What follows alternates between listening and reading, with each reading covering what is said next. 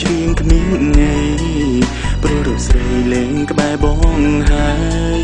ច្រៀងទៀតក៏គ្មានន័យឡើយព្រោះត្រែនត្រៃជាម្ចាំងបេះដូង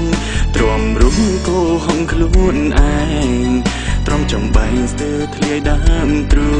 ងរូងនៅទាំងក្រៀមស្រពោនចាំមាសស្ងួនត្រឡប់វិលវិញក៏ដឹងខ្លួនមិនសម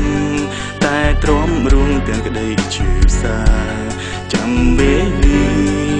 ពេលដែលអូនត្រឡប់មកចាំអូនមិនអូនជិះទៅសូមពើស្ដាប់សិនបានទេនាងមេដឹងទេមានន័យយ៉ាងណាចម្រៀងបងតែងមិនចំព្រោះនឹងជីវ៉ាមេត្តាស្ដាប់ឲ្យចំសិនមុនទៅចម្រៀងបងតាំងតែច្រៀងតែគ្មានអ្នកស្ដាប់ជឿចាប់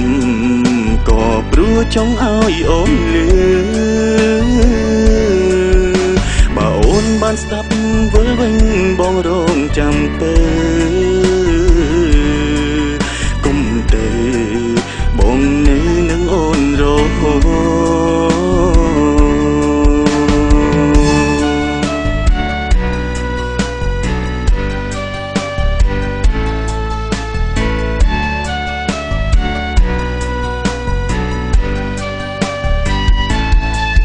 ដឹងខ្លួ